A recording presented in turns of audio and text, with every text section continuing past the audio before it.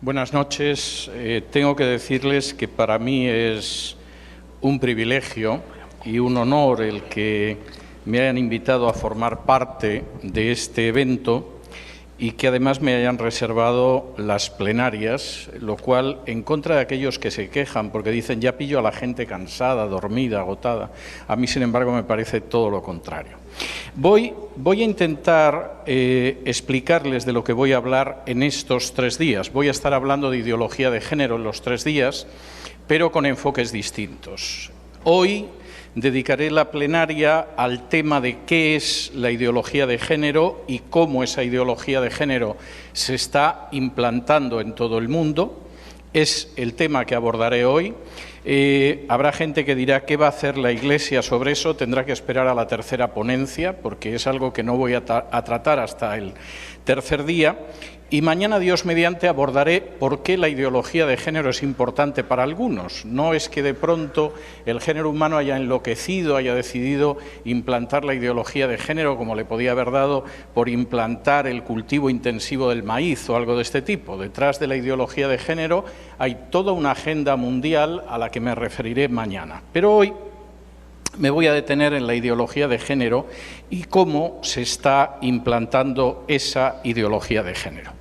Para empezar, tengo que decirles que la ideología de género es un plan extraordinariamente ambicioso a la hora de cambiar al género humano. Posiblemente nos encontremos con el plan ideológico más ambicioso de la historia de la humanidad al género humano.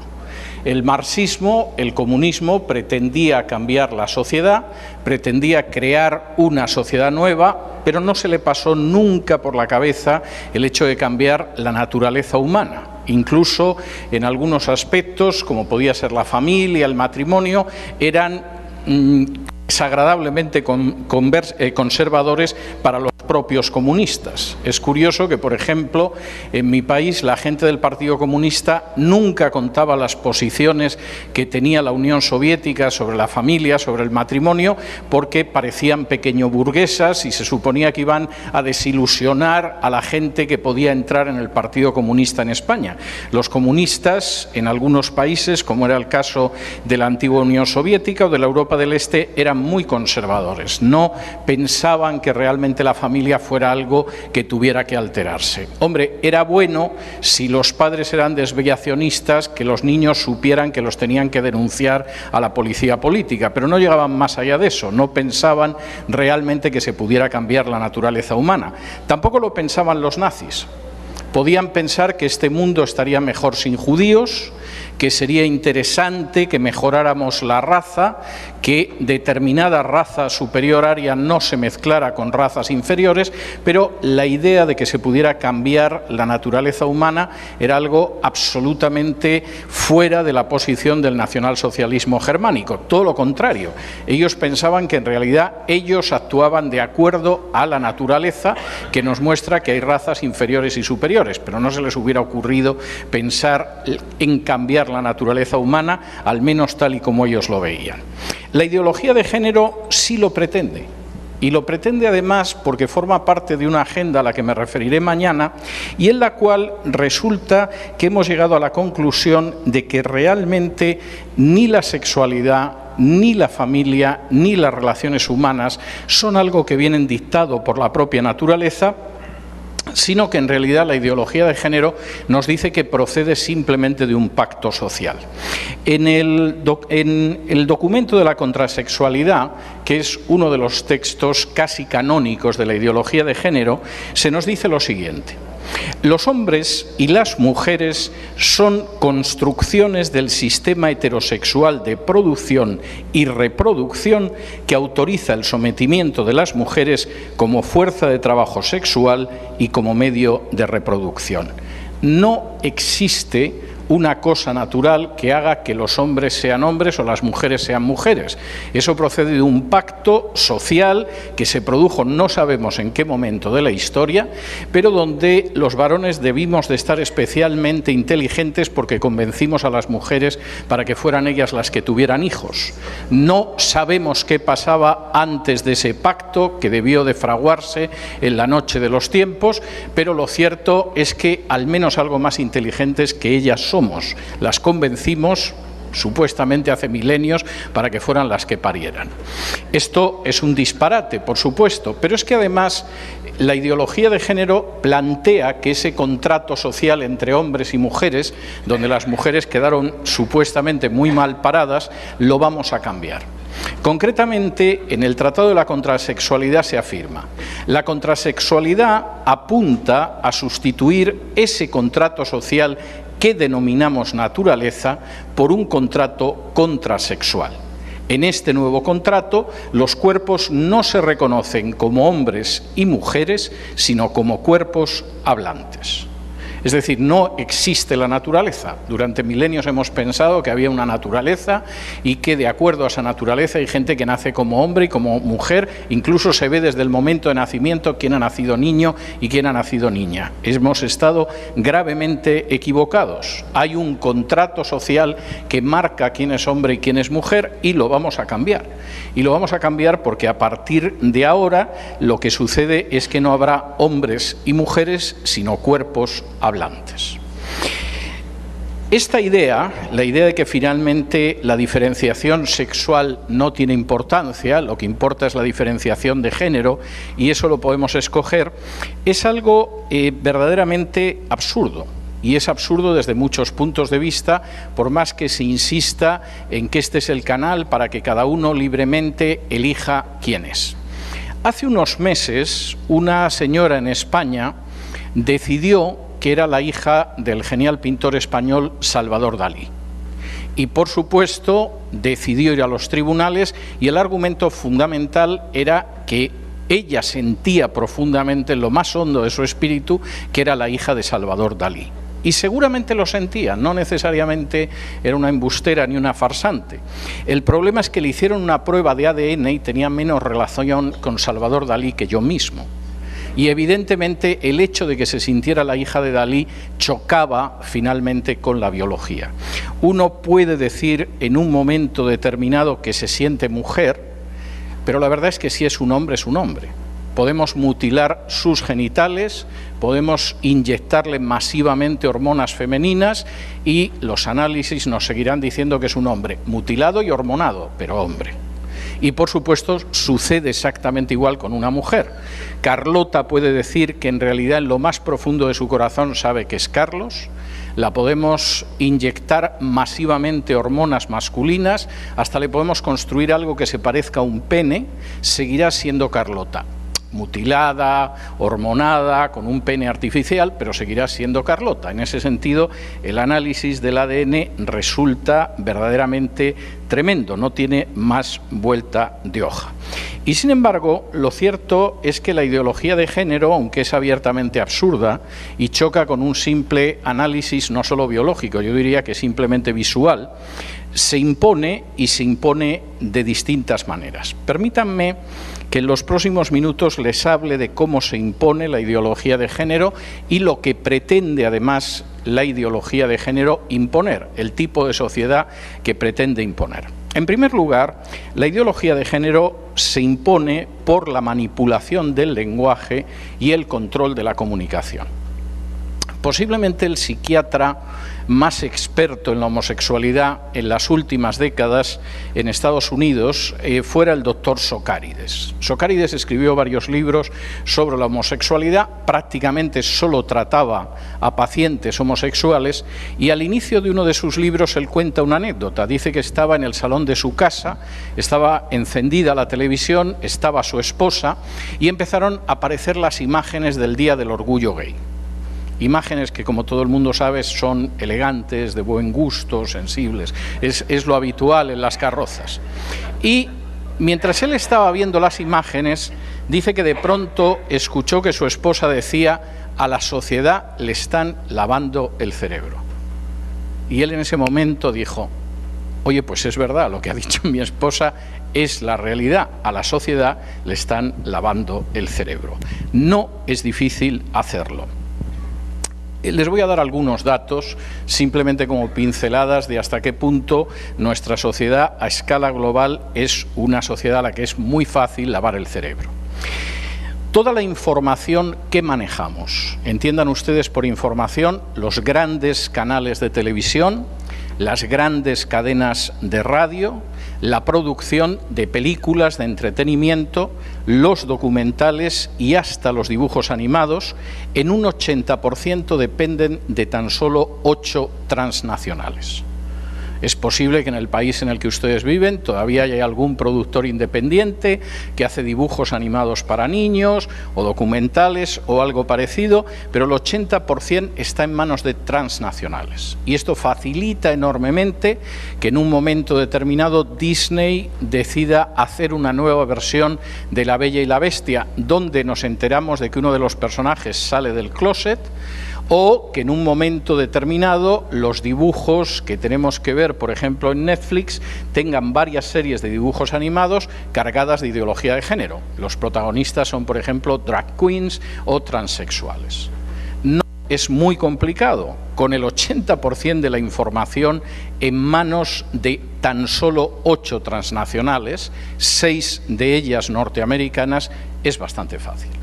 Porque además ustedes saben que los dibujos animados que más se consumen no son los dibujos animados de fabricación nacional. Segundo dato que parece bastante interesante y que de nuevo es simplemente una pincelada. El 90% de la música comercial, excluyan ustedes a la gente que todavía sigue produciendo pues las sinfonías de Beethoven o las óperas de Mozart, en fin, cosas de este tipo, el 90% de la música de consumo está en manos de tan solo 3 transnacionales. Las 3 norteamericanas. Algunos de los presidentes han expresado claramente que odian el cristianismo, no es que lo vayan diciendo todos los días, pero en alguna ocasión lo han dicho, y viendo el contenido, por ejemplo, de los vídeos musicales que se sirven en las cadenas para todo el planeta, resulta bastante claro. Es muy común el hecho de que aparece la promiscuidad sexual, a veces de una manera muy clara y yo diría que muy escandalosa. Por supuesto, hay cantidad de referencias a la homosexualidad, a la promiscuidad y al ocultismo. Es bastante fácil de expandir. Es el 90% en manos de solo 3 transnacionales. Por cierto, tengo que decirles que el 90% de la pornografía que se consume en el mundo también está en manos de 3 transnacionales. A lo mejor hay gente en el Perú, en México, en Argentina, en Guatemala, que hace vídeos pornográficos caseros, y entra en el 10% que se escapa, pero el 90% está diseñado por solo 3 transnacionales.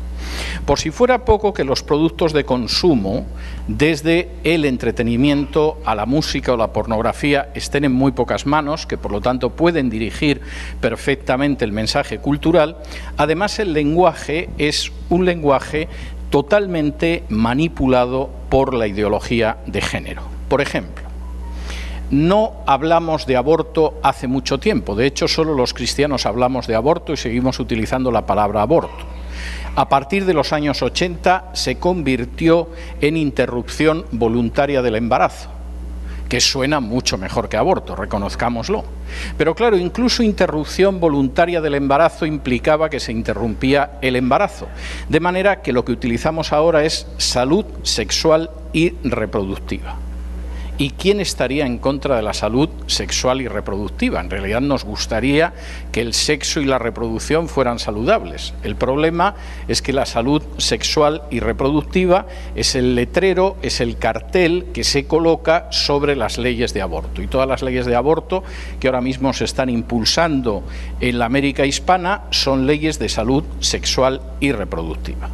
Por supuesto, también utilizamos palabras mordaza. Si alguien en un momento determinado pretende cuestionar los principios de la ideología de género es porque es un homófobo o un fanático o una persona excesivamente religiosa. y es una palabra que calla a cualquiera. De pronto te disparan en un debate homófobo y tienes que tener mucha claridad de ideas y mucha valentía como para seguir hablando como si no te hubieran dicho cualquier cosa. Es una palabra mordaza. Y lo son también, por ejemplo, el hecho de que en un momento determinado se utilicen argumentos totalmente falaces. Por ejemplo, ¿por qué no se van a casar dos homosexuales si se quieren? Esto a mí me recuerda un chiste de mi infancia en que había alguien que preguntaba: ¿a usted le parece bien que los curas se casen? Y la respuesta era: hombre, si se quieren. Bien, evidentemente había un elemento gracioso en la idea de que el que lo escuchaba pensaba que era entre sí. Eso que hace décadas era simplemente un chiste se ha convertido en una realidad. Si dos personas se quieren, deberían poder casarse. La realidad es que eso es una falacia lógica. Nadie piensa que porque un padre y una hija tengan deseos incestuosos deberían casarse. Nadie piensa que porque dos hermanos se deseen sexualmente, y ha sucedido a lo largo de la historia en no pocas ocasiones, tengan derecho a casarse. La sociedad todavía excluye el incesto de las posibilidades de matrimonio. ¿Por qué debería aceptar un matrimonio entre personas del mismo sexo? ¿Por qué debería aceptar un matrimonio, por ejemplo, con un animal? Hay gente que quiere bastante a los animales de compañía, hay gente que ocasionalmente tiene relaciones sexuales con animales de compañía, eso no aparece en el Levítico por capricho de Moisés ni cosa parecida, pero a nadie se le ocurriría, por lo menos de momento, que permitiéramos que se casara un ser humano con un animal. Y de momento, pero solo de momento, pensamos que es odiosa la idea de las relaciones sexuales con niños, aunque la persona que me precedió en el uso de la palabra pudo mostrar cómo cada vez se reduce más la edad para tener relaciones sexuales con niños y, por ejemplo, el Código Penal español, que es una invitación a la paidofilia, permite ya tener relaciones con criaturas de 12 años. De manera que la ideología de género, en primer lugar, se impone a través de los medios de comunicación y de la manipulación del lenguaje. Acabamos aceptando los argumentos de por qué no si se quieren, acabamos aceptando que cualquiera que cuestione la ideología de género es un homófobo y por lo tanto un personaje cercano al racismo o a otros pecados sociales peores y por supuesto vamos asumiendo todo lo que aparece a través de los medios de comunicación. Es curioso porque en mi país fue una novedad en los años 90 cuando en una serie de televisión apareció el primer personaje homosexual positivo, despistado, simpático, se llamaba Tío Willy. A partir de este siglo prácticamente no hay una serie de comedia en España donde no haya un personaje homosexual positivo. Por supuesto tengo que decir que los padres de familia generalmente son unos imbéciles. De hecho, gracias a Dios, tienen un hijo adolescente que se da cuenta de que su padre es un idiota. Y las madres no son tan malas como los padres, pero son unas histéricas. Y claro, es comprensible que si uno tiene un padre idiota y una madre histérica, pues busque vivir la vida de otra manera, porque vivir en casa con esos padres tiene que ser un auténtico calvario. Menos mal que siempre hay un vecino en el tercero A que es homosexual y te puede aconsejar. La segunda vía de imposición de la ideología de género es la educación. Y esta es una batalla que en estos momentos se está librando ferozmente en algunos países de Hispanoamérica, pero en otros países es una batalla que prácticamente se perdió hace años, como es el caso de España. Yo ignoro si la gente que ha lanzado la ideología de género y que intenta imponerla conoce la famosa frase de los jesuitas de dame un niño hasta los 7 años y lo tendré toda la vida. Pero si no la conocen, como si la conocieran, porque es así. De hecho, la ideología de género pretende controlar la educación cada vez en fases más tempranas. En España, la Ley de Educación para la Ciudadanía, que empezó en torno al año 2005 y que suena bien. De nuevo, la manipulación del lenguaje. ¿Quién no querría que sus hijos fueran educados para ser buenos ciudadanos? Es una ley que fundamentalmente es un canal para la ideología de género. Hay que aprender a tocar a otros niños del mismo sexo o de distinto sexo en el jardín de infancia. Con 3 años a los niños se les enseña la ideología de género, a ser posible con profesores visitantes que sean homosexuales. Y en una edad en que el niño ya tiene bastante con intentar descubrir el terrible misterio de cómo se ata y se desata uno los cordones de los zapatos, sin embargo, en las aulas se le enseña lo maravilloso de la vida homosexual. Por supuesto, esta forma de educación es absolutamente disparatada. Es decir, los niños saben, simplemente con salir al patio, que hay niños que son varones y hay niños que son hembras. Y entonces los textos educativos intentan mostrar que hay otras sexualidades en la naturaleza que no son heterosexuales y que muestran hasta qué punto es normal que un niño se convierta en homosexual. Hay 2 ejemplos supuestamente sacados de la naturaleza, que muestran hasta qué punto la homosexualidad es una opción totalmente natural en una criatura de 3 años. El primer ejemplo es el caballito de mar. A mí no me sorprende, porque el caballito de mar se parece tanto a un ser humano que yo a veces voy caminando por la calle y saludo a un ser humano y es un caballito de mar. O sea, comprendo que efectivamente se refieran al caballito de mar. El caballito de mar, además, no es homosexual, para remate. El caballito de mar es un animalito simpático que el macho del caballito de mar, porque es un animal heterosexual, incuba los huevos que pone la hembra del caballito de mar.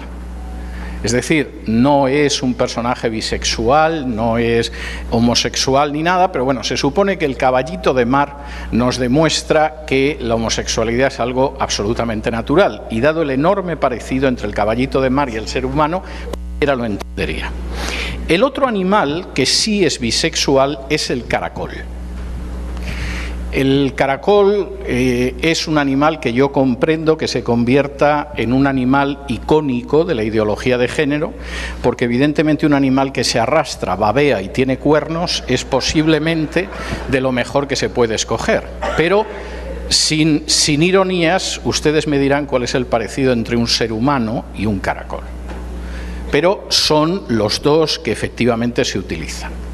Esto a veces hace que se desarrollen campañas, por ejemplo en España, por supuesto siempre con dinero de los contribuyentes, donde se nos intenta mostrar hasta qué punto esto es algo normal. Por ejemplo, una campaña de hace un par de años, fantástica, que además colocaron en las estaciones de autobús, en la calle, etcétera, etcétera, era una campaña en la que aparecían 4 niños desnudos tomados de la mano. 2 llevaban el pelo largo, 2 llevaban el pelo corto, pero de los que llevaban el pelo corto uno tenía vagina y otro pene, y de los que tenían el pelo largo uno tenía vagina y otro pene, y entonces el texto decía: hay niños con vagina y niños con pene, hay niñas con vagina y niñas con pene. Esto es una absoluta estupidez que sabe cualquiera. Pero la idea era que efectivamente nos podíamos encontrar en esa situación y que, por supuesto, no podemos ser transfóbicos ni cosa que se parezca. En respuesta a la campaña, costeada con dinero público, una ONG española decidió hacer una campaña que era un autobús de color naranja en el que aparecía escrito lo siguiente: los niños tienen pene, las niñas tienen vagina, que no te engañen. Bueno, que hayamos llegado a un punto en el que haya que discutir que los niños tienen pene y las niñas tienen vagina significa que andamos muy mal. Pero peor fue que la alcaldesa de Madrid embargó el autobús, no lo dejó circular por las calles e inició un procedimiento legal contra la gente del autobús, que se vio metida en toda una espiral de causas legales contra ellos porque, por supuesto, eran homófobos. En algunos casos es todavía más ridículo que la idea de las niñas con pene y los niños con vagina. Por ejemplo, la Universidad de Granada, también con dinero público, que hubo una época en que era una universidad seria, decidió hace 2 años lanzar un calendario no sexista. ¿Y qué es un calendario no sexista? Pues un calendario donde los meses son enero, febrero, marzo, abril, mayo, junio, julio, agosto, septiembre, hasta llegar a diciembre. Esto puede resultar cómico, pero la realidad es que efectivamente el sistema educativo empuja en la dirección de ir hacia la ideología de género. El tercer instrumento, después de la manipulación del lenguaje y de los medios de comunicación y del sistema educativo, es la ley. La ley. Y hay que reconocer que la ideología de género ha avanzado en la última década y media de una manera espectacular. Si a mí me hubieran dicho, no solo en mi infancia y en mi adolescencia, en mi juventud e incluso al inicio de la madurez, que los homosexuales iban a querer casarse, hubiera dicho, ¿cómo? Es decir, se supone que los homosexuales llevaban una vida libre en la que se acostaban con cualquiera, no tenían ningún tipo de compromiso, se libraban del yugo del matrimonio y ahora deciden casarse. ¿Pero esto qué es? Esto es tan así que hasta el año 2000 no se aprobó una ley de matrimonio homosexual en Holanda. Y, por supuesto, pasó absolutamente desapercibida. Los holandeses son gente que tiene virtudes notables y rarezas. Por ejemplo, hay barrios en los que se puede fumar tranquilamente marihuana, y entonces tú vas a ese barrio y te pones a fumar marihuana. Y tienen barrios donde, por ejemplo, las prostitutas no están por la calle, sino que están en un escaparate, y en vez de ver unos zapatos ves una prostituta, y entonces entras y compras a la prostituta y punto. Y entonces tienen rarezas de estas, y bueno, si de pronto los holandeses dijeron que los homosexuales se podían casar, no tenía mayor importancia, nadie hizo caso. Y lo mismo pasó cuando los belgas siguieron ese ejemplo en el año 2003. Como Bélgica casi es un estado fallido y no saben el día que se van a dividir en dos, y además es un estado pequeñito y en una parte de Europa sin especial interés, nadie hizo caso a lo que hicieran los belgas siguiendo el ejemplo de sus vecinos holandeses. La situación cambió en el año 2005. Y cambió de una manera legalmente muy importante, porque en el año 2005 el matrimonio homosexual se aprobó a la vez en España y en el estado norteamericano de Massachusetts. España no es un país de especial relevancia, pero la idea es que efectivamente, dado que buena parte de la legislación española se copia o se adapta en Hispanoamérica por la cercanía no solo del lenguaje, sino de los sistemas legales, más tarde o más temprano eso saltaría a este lado del Atlántico. Lo de Massachusetts era clarísimo. Si conseguimos que en un estado, aunque sea Massachusetts, se apruebe el matrimonio homosexual, esto va a llegar más tarde o más temprano a todo Estados Unidos. En el año 2010, Argentina aprobaba el matrimonio homosexual. La deuda pública de la Argentina era como para que aprobaran en aquel momento cualquier cosa, vamos, hasta el exterminio de los indios que pudieran quedar en ese país. En el año 2013 fue Uruguay, en el 2016 Colombia, y ahora mismo no hay un solo país de Hispanoamérica donde esa no sea una batalla legal que se esté dando verdaderamente a cara de perro. En el caso de Estados Unidos fue terrible, porque en Estados Unidos intentaron implantarlo, sabedores de que nunca pasaría por el Congreso o el Senado, intentaron implantarlo a través de referéndum en los distintos estados. Ni en California salió adelante el matrimonio homosexual por un referéndum. Ni en el hiperliberal estado de California estaban por aceptarlo. Al final salió adelante mediante el voto de un juez conservador, el juez Kennedy, fíjate de los conservadores y no corras, que por un solo voto de diferencia decidió aplicar una serie de beneficios a una pareja homosexual que obligaba a reconocer esos mismos beneficios y, por lo tanto, el matrimonio homosexual en todo Estados Unidos. Yo recuerdo perfectamente cuando se dictó esa sentencia en Estados Unidos. Estaba en casa trabajando, escribiendo en el ordenador, de pronto me saltó la noticia y lo primero que pensé es de qué han servido tantos desayunos de creyentes con congresistas, con senadores, con presidentes, con la mujer del presidente, con el primo del vicepresidente, si al final hemos llegado a una situación en la que el cambio de un voto hace que la primera potencia del mundo apoye el matrimonio homosexual. No es la única ley impulsada por la ideología de género. En segundo lugar, están leyes que acaban con el principio de igualdad ante la ley y que son las denominadas leyes de violencia de género. Es decir, de nuevo, manipulamos el lenguaje, apelamos a los sentimientos de la gente. ¿A quién le gusta ver a una mujer maltratada? A nadie, a todo el mundo le causa horror, de manera que vamos a crear leyes de violencia de género en que desaparece la familia. No hay una ley de violencia doméstica, no hay una ley de violencia familiar, sino solo de género. Castigamos fundamentalmente la violencia del hombre hacia la mujer y castigamos al hombre más de lo que castigaríamos la violencia femenina. En el caso de España, donde hay varias leyes de violencia de género regionales, a cual más espantosa, en concreto los hombres reciben el doble de pena por el mismo acto de violencia que las mujeres.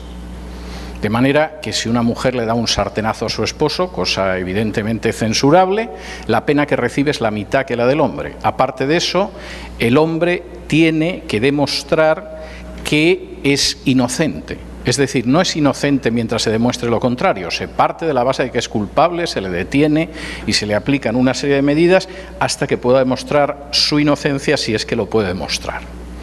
La ley de violencia de género no ha solucionado la violencia, porque la violencia doméstica no solo es violencia de género y no solo va del varón a la mujer. Es que además, según un grupo de juezas, no jueces, juezas en España, el 80% de las denuncias son falsas. En última instancia, decir que tu pareja o tu marido te ha golpeado, aunque sea falso, es algo que te permite hacerte con la custodia de los hijos, con el hogar conyugal y con distintas subvenciones a cargo del Estado. Es una maravilla. Y el problema es que en muchos casos es falso. Hace unos días estaba entrevistando a una abogada española que se dedica a enfrentarse con toda la inmundicia legal que deriva de la ley de violencia de género y me contaba uno de los últimos casos. Un cliente suyo había sido acusado por su amante, por la mujer con la que vivía, de haberla golpeado. Esta mujer se había presentado, inmediatamente al hombre le habían detenido, se suponía que era culpable, el domicilio se lo dieron a la mujer, le adjudicaron una serie de ayudas y de pronto la abogada empieza a leer el informe de la doctora y ve que en el informe dice que las lesiones que presentaba esta mujer eran autoprovocadas, ella misma se había hecho las lesiones. Citan en el juicio a la doctora. Y la doctora dice, sí, las lesiones fueron autoprovocadas, fueron autoinfligidas y además me contó mientras la examinaba que lo había hecho ya más veces. Condenaron al hombre. Y esto no es algo en absoluto excepcional, es muy común. Y por cierto, tengo que decirles que aparte de la ley de violencia de género y del matrimonio homosexual, estamos cada vez avanzando más hacia leyes que permitan la paidofilia. De hecho, hay defensores dentro de la ideología de género que dicen claramente que hay que poder tener de manera legal relaciones sexuales con niños y, por supuesto, dan un argumento absolutamente falaz pero conmovedor. ¿Quién puede instruir mejor en el sexo a un niño que un adulto? La pregunta es, ¿qué diablos de necesidad tiene un niño de que lo instruya sexualmente un adulto? Es algo, el sexo, que entrará en su vida en un momento concreto de su desarrollo cuando precisamente ya no sea un niño. Pero no tiene ningún sentido que sea así. Con todo y con eso, en España con 12 años se puede mantener relaciones sexuales con niños. Es un código penal que es una invitación a la paidofilia. Cuarto elemento legal importante. Las leyes contra la discriminación de género. De nuevo, la manipulación del lenguaje es maravillosa. ¿Quién vería bien que a alguien se le discriminara por razón de género? ¿Quién vería bien que a alguien se le discrimine por ser mujer o cosa parecida? Por ser hombre sí, pero por ser mujer o por ser homosexual. El problema con las leyes contra la discriminación de género, que en España están, por ejemplo, vigentes en 11 de las 17 comunidades autónomas, es que plantean serios problemas para aquellos que no están de acuerdo con la ideología de género. Por ejemplo, un profesor que no esté dispuesto a aceptar, enseñar la ideología de género, primero es amonestado, después es multado, Después puede perder el puesto e incluso puede enfrentarse con una pena de prisión de hasta 2 años. Yo he conocido ya varios casos de directores y de profesores que se quedaron sin trabajo porque no estaban dispuestos a enseñar en las aulas la ideología de género. Esto es bastante claro. Pero la cosa no queda en las aulas. Por ejemplo, imaginemos un pastor inocente que no se ha dado cuenta de por dónde va su rebaño y de pronto un día le aparece el director del coro y le dice que va a traer a su novio para que lo conozca y que a la vuelta de unos meses desearía que los casara. Pues más vale que no vengan con peores intenciones que las de casarse, porque, como se niegue a casarlos, podría estar incurso en una discriminación por razón de género. ¿Y qué sucede si, por ejemplo, la secretaria de pronto descubrimos que tiene una novia y que también quiere casarse en la iglesia, supongo que las dos vestidas de blanco? Pues a ver si hay suerte y se va a otra iglesia, porque verdaderamente en la iglesia en la que está podría apelar a que se la está discriminando por razón de género y no se la quiere casar. De hecho, tengo que decir que en España, cuando aparecieron las primeras leyes de ideología de género y nadie se enteraba de lo que había, y muchos además no querían enterarse, en los últimos tiempos están muy preocupados ante las leyes contra discriminación de género porque pueden implicar situaciones como estas. Y efectivamente quisiera decir que además en muchos casos son situaciones provocadas. No es una ovejita descarriada de la Iglesia que de pronto se ha enamorado de una persona del mismo sexo y va a ver al pastor. Que en fin, espiritualmente parece que no tiene mucho conocimiento de las Escrituras, pero no. Los casos que se buscan precisamente para impulsar estas situaciones son casos estudiados. Permítanme contarles 2 iguales, uno de ellos en Reino Unido y el otro en Estados Unidos. Una pareja homosexual decide casarse y por lo tanto encargar un pastel de bodas, como casi todas las parejas que se casan.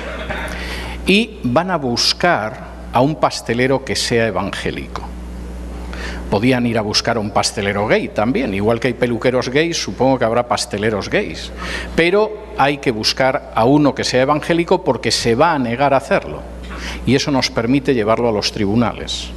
Y eso nos permite tener una jurisprudencia, un precedente judicial de que tienen que hacer lo que queramos, aunque vaya en contra de su conciencia. El primer caso se falló en Estados Unidos. Lo perdieron en primera instancia. Lo perdieron en segunda instancia en el Tribunal Supremo del mismo Estado, lo ganaron en el Tribunal Supremo de los Estados Unidos. Pero si hubieran perdido ese caso en el Tribunal Supremo de Estados Unidos, no sé qué hubiera sido de los evangélicos que vivimos en Estados Unidos.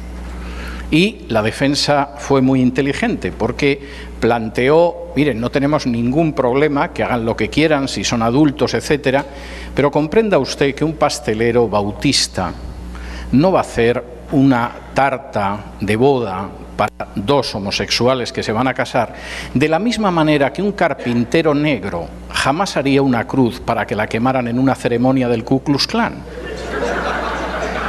Y no es que sea contrario a que los del Ku Klux Klan quemen cruces, se pueden poner una sábana en la cabeza y hacer lo que quieran, pero usted comprenderá que el carpintero negro, en fin, la idea de hacer una cruz para que la queme la gente del Ku Klux Klan es insoportable.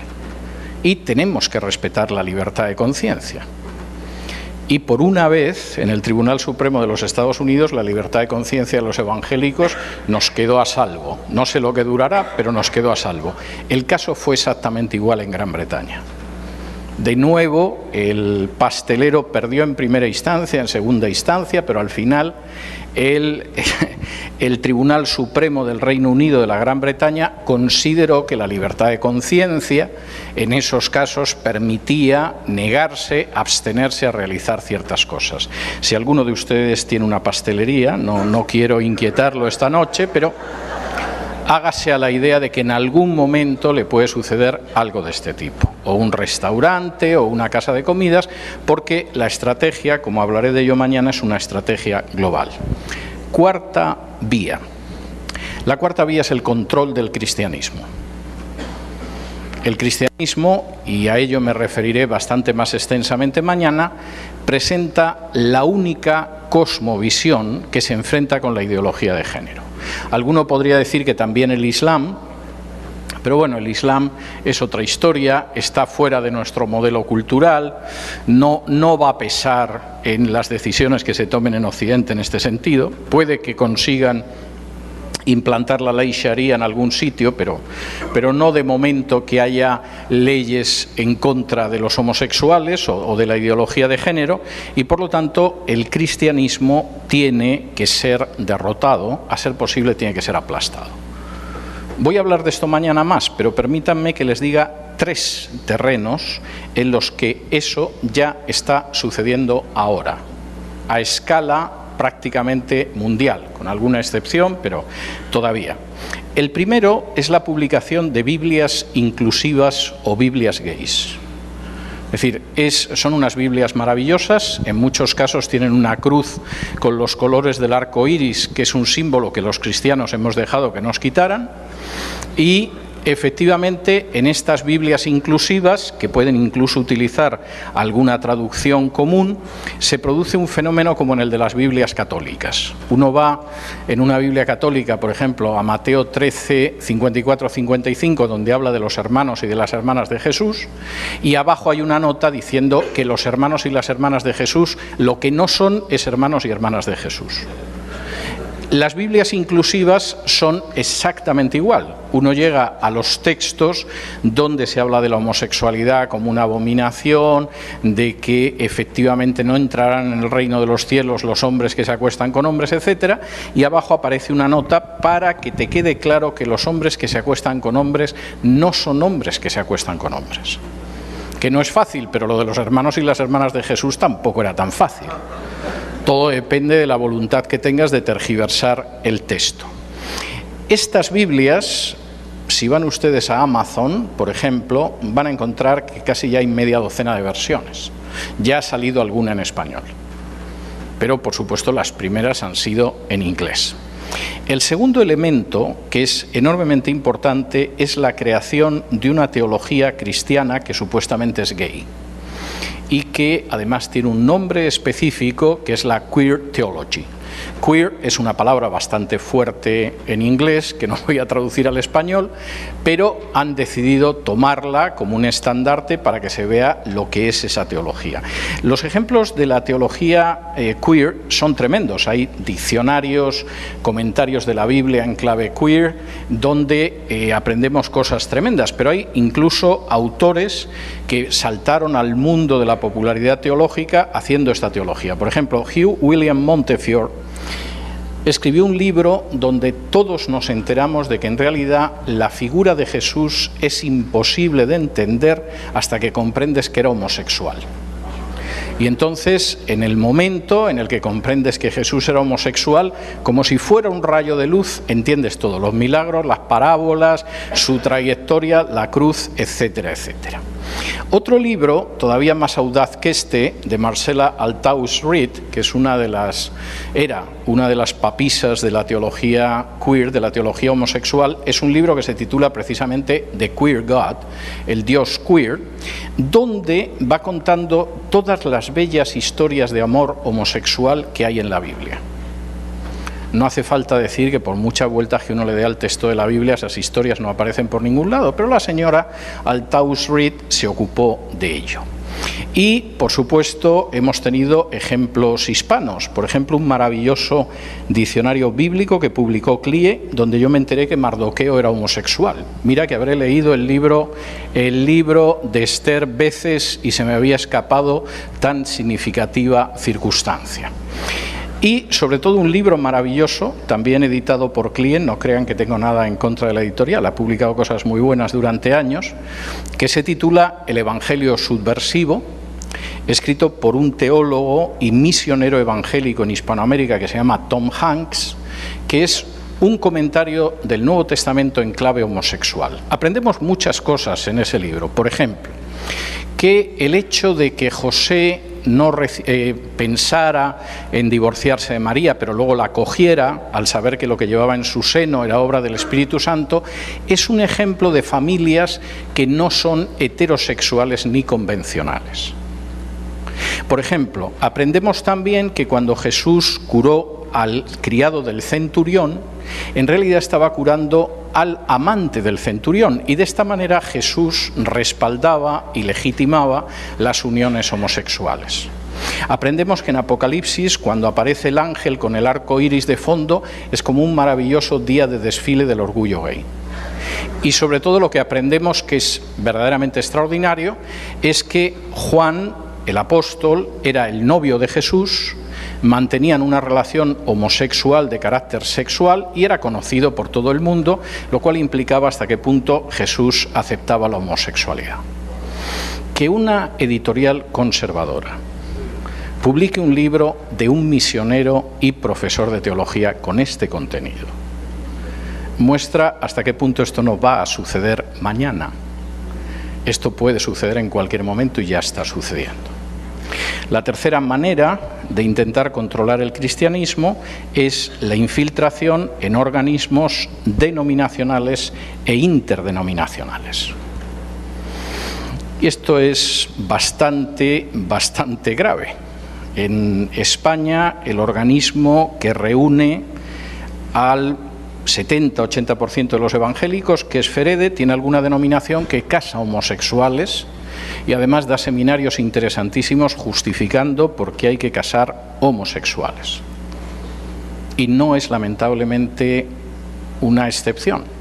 Los Bautistas del Sur, que es una denominación conservadora en Estados Unidos, lo ha sido siempre y siempre ha sido muy bíblica, llevan convención tras convención con un grupo que pretende que se admita la posibilidad de casar parejas homosexuales. Y alguno dirá, los bautistas nunca lo consentirían. Hasta ahora no. Pero los menonitas ya hace años dieron permiso para poder casar a parejas homosexuales. No estás obligado, pero si alguna iglesia quiere casar parejas homosexuales lo puede hacer, y algunas iglesias lo hacen ya en Estados Unidos.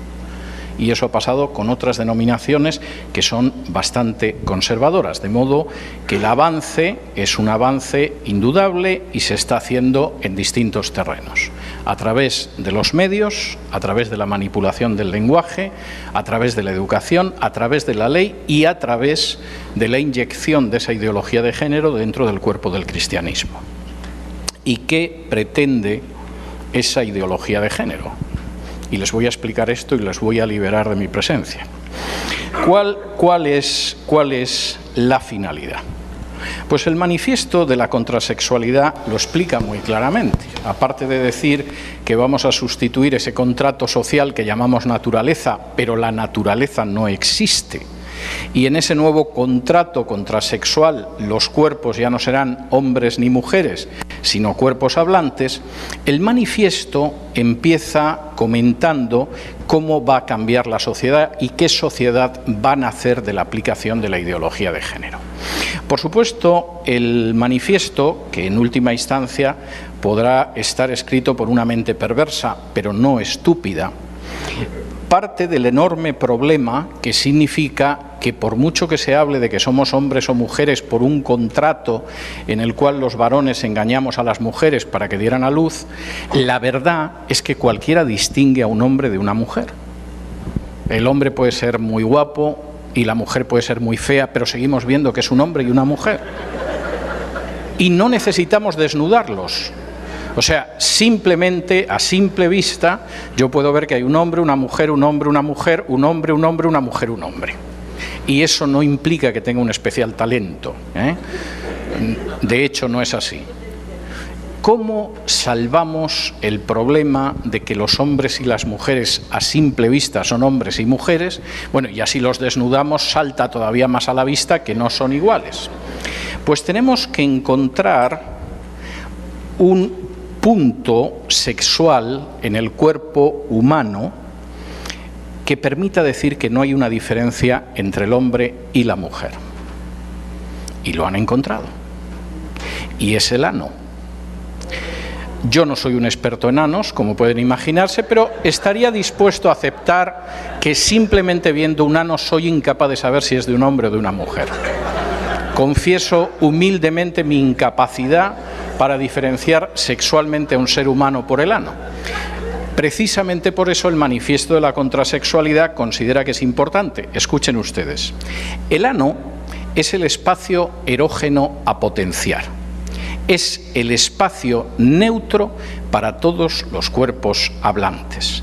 El ano es el centro erógeno universal situado más allá de los límites impuestos por la diferenciación sexual. El trabajo del ano no apunta a la reproducción ni al nexo romántico. Esto parece una locura, pero es el Manifiesto de la Contrasexualidad. Y efectivamente, el ano de un hombre y de una mujer me sospecho que no es tan distinto, mientras que si los miramos por delante la diferencia salta a la vista. ¿Y cómo va a ser esa sociedad nacida de la ideología de género? Permítanme que les lea algún aspecto.